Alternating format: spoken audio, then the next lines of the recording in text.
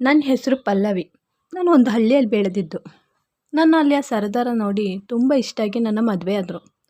ನಾವಲ್ಲಿ ಸಾಮಾನ್ಯವಾಗಿದ್ವಿ. ನಮ್ಮ ಅತ್ತೆಗೆ ಇರೋಬ್ಬನೇ ಮಗ. ಅವರಿಗೆ ತುಂಬ ಆಸೆ ಅವ್ರ ವಂಶ ಬೆಳೆಸೋಕ್ಕೆ ಒಬ್ಬ ಗಂಡು ಮಗು ಬೇಕು ಅಂತ. ನಾನು ಮೊದಲು ಪ್ರೆಗ್ನೆಂಟ್ ಆದಾಗ ನನ್ನ ಚೆನ್ನಾಗಿ ನೋಡಿಕೊಂಡ್ರು. ಮತ್ತು ಹೇಳ್ತಿದ್ರು ನಮ್ಮ ವಂಶ ಬೆಳೆಸೋಕ್ಕೆ ಗಂಡು ಮಗು ಬರ್ತಾ ಇದ್ದಾನೆ ಅಂತ. ಟ್ರೀಟ್ಮೆಂಟ್ ಮಾಡಿಸ್ಬೇಕಾದ್ರೆ ಡಾಕ್ಟರ್ ಹತ್ರ ಅವ್ರು ಕೇಳೋಕ್ಕೂ ಹೋಗಲಿಲ್ಲ. ಅವ್ರ ಮನಸ್ಸಲ್ಲೇ ಗಂಡು ಅಂತಲೇ ಅಂದ್ಕೊಂಡಿದ್ರು. ಆದರೆ ದೇವರು ನನಗೆ ಹೆಣ್ಣು ಕೊಟ್ಟ. ಎಲ್ಲರಿಗೂ ನಿರಾಸೆ ಆಯಿತು.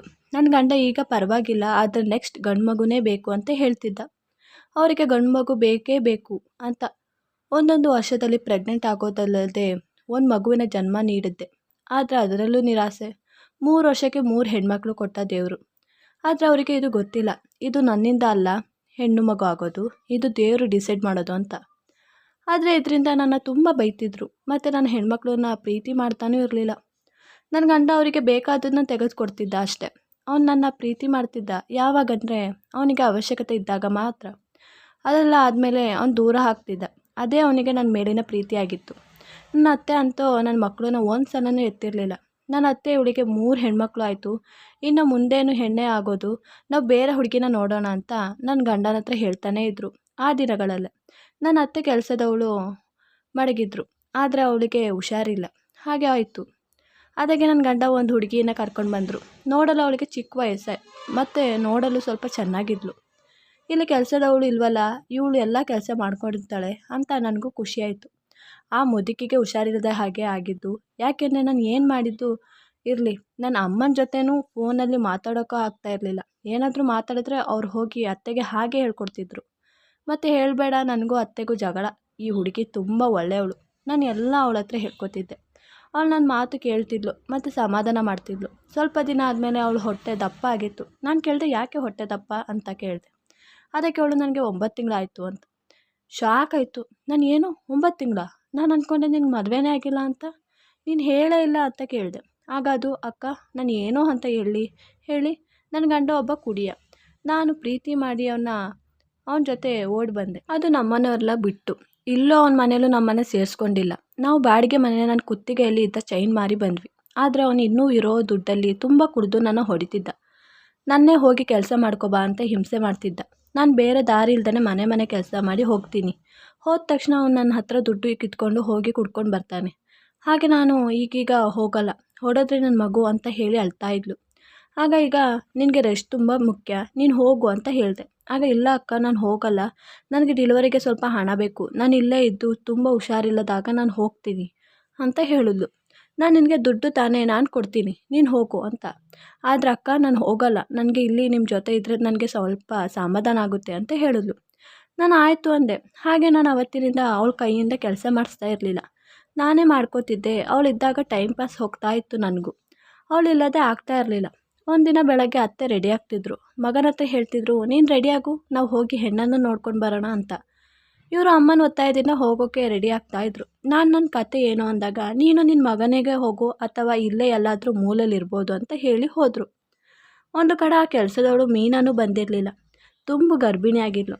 ನನಗೆ ಅವಳ ಬಗ್ಗೆನೂ ಟೆನ್ಷನ್ ಆಗ್ತಾಯಿತ್ತು. ಏನಾದರೂ ಡೆಲಿವರಿ ಆಯಿತೋ, ಮಧ್ಯಾಹ್ನ ಆದರೂ ಕಾಣ್ತಾ ಇರಲಿಲ್ಲ. ನಾನು ಹೋದೆ ಅವಳ ಮನೆಗೆ ಕೇಳಿಕೊಂಡು. ಅವಳಲ್ಲಿ ಡೆಲಿವರಿ ಆಗಿದ್ದು. ಮನೇಲಿ ಅಲ್ಲಿ ಅಜ್ಜಿ ಮಾತ್ರ ಇದ್ದರು, ಬೇರೆ ಯಾರೂ ಇರಲಿಲ್ಲ. ನಾನು ಹೋದಾಗ ಅವಳು ಜ್ಞಾನ ತಪ್ಪಿದ್ಲು. ನಾನು ಬೇಗ ಹೋಗಿ ಆ ಮುದುಕಿಗೆ ಏನು ಮಾಡಬೇಕು ಗೊತ್ತಾಗ್ತಿರ್ಲಿಲ್ಲ. ನಾನು ಬೇಗ ಹೋಗಿ ಮಗುವನ್ನು ಎತ್ಕೊಂಡೆ. ಮಡಿಗೆ ಹಾಕ್ಕೊಂಡು ಫಸ್ಟ್ ಡಾಕ್ಟರ್ಗೆ ಫೋನ್ ಮಾಡಿದೆ. ಮತ್ತು ಕೇಳಿದೆ ಅವ್ರ ಗಂಡ ಎಲ್ಲಿ ಅಂತ. ಆಗ ಗೊತ್ತಿಲ್ಲ, ಗಂಡ ಇರಲಿಲ್ಲ.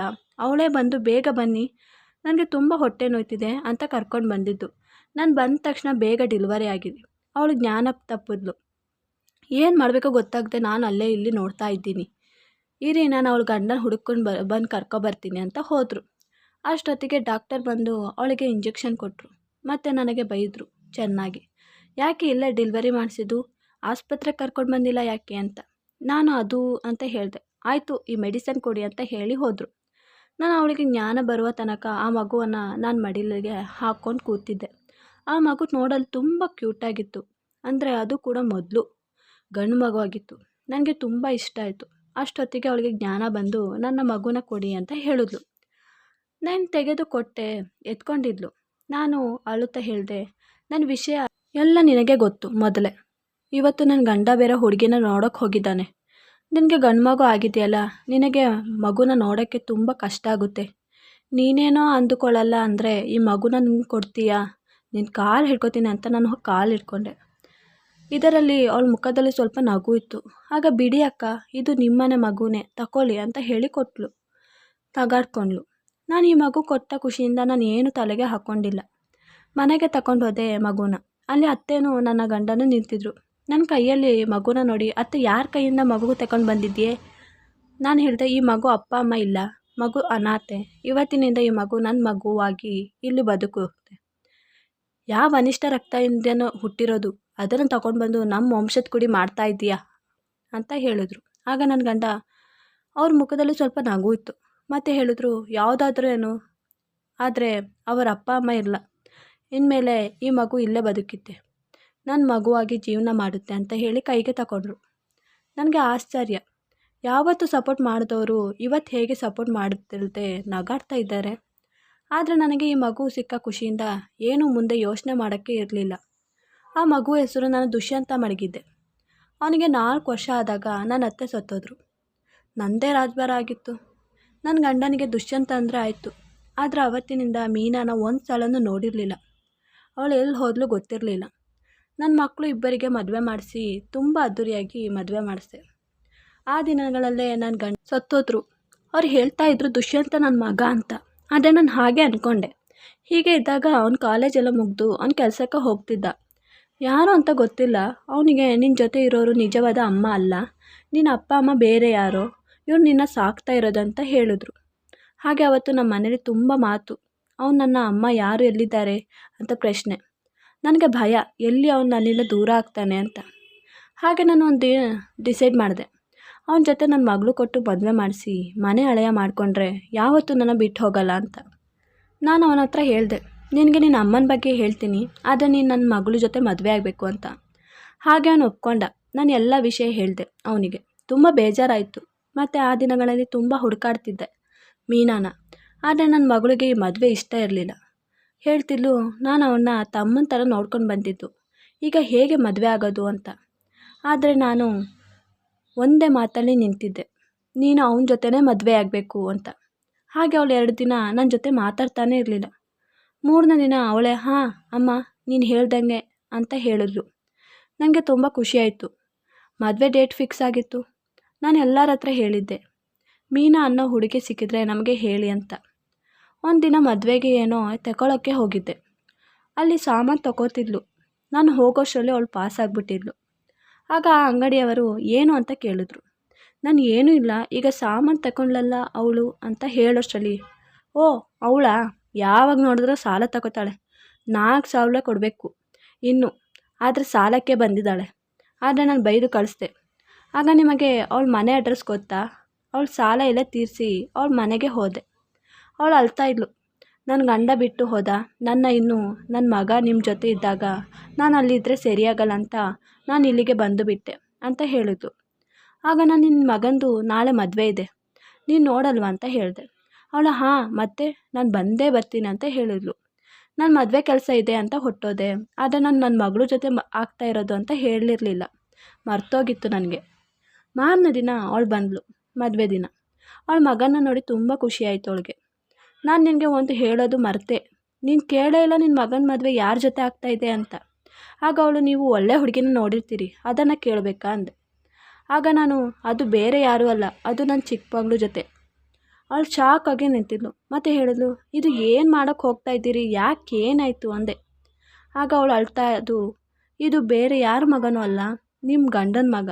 ನಿಮ್ಮ ಗಂಡ ನನ್ನ ಜೊತೆ ಸಂಬಂಧ ಮಾಡ್ಕೊಂಡಿದ್ದ. ಇದನ್ನು ಅರಿತು ನನ್ನ ಗಂಡ ಬಿಟ್ಟು ಹೋದ. ಆಗ ಅವರು ನಿಮ್ಮ ಮನೆಗೆ ಕರ್ಕೊಂಡು ಬಂದರು.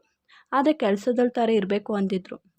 ನಿಮ್ಮ ಒಳ್ಳೆತನ ನೋಡಿ ನನಗೆ ನಿಮ್ಮ ಜೊತೆ ನಿಜ ಹೇಳಲು ಇಷ್ಟ ಆಗ್ತಾ ಇರಲಿಲ್ಲ. ನನ್ನ ಮಗ ಕೊಟ್ಟು ನನ್ನ ಪಾಪ ಸ್ವಲ್ಪನಾದರೂ ಹೋಗಿಸ್ಬೋದು ಅಂತ ಅಂದ್ಕೊಂಡು ಕೊಟ್ಟೆ.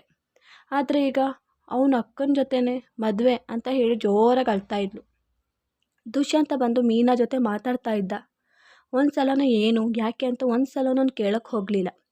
ಅವನ ಅಮ್ಮನೂ ಒಪ್ಕೊಂಡು, ನಾನು ಹೇಗಾದರೂ ಈ ಮದುವೆ ನಿಲ್ಲಿಸಲೇಬೇಕು ಅಂತ ಹೋಗಿ ನನ್ನ ಮಗಳನ್ನ ನೋಡ್ತೀನಿ. ನನ್ನ ಮಗಳು ಬೇರೆ ಹುಡುಗನ ಜೊತೆ ರೂಮಲ್ಲಿ ಮಾತಾಡ್ತಿದ್ಲು.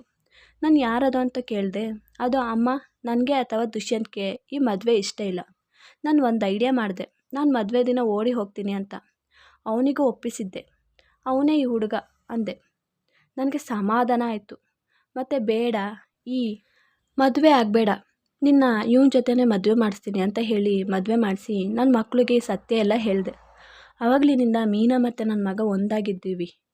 ಈ ವಿಡಿಯೋ ಇಷ್ಟವಾದಲ್ಲಿ ಪ್ಲೀಸ್ ಲೈಕ್ ಆ್ಯಂಡ್ ಸಬ್ಸ್ಕ್ರೈಬ್ ಮಾಡಿ.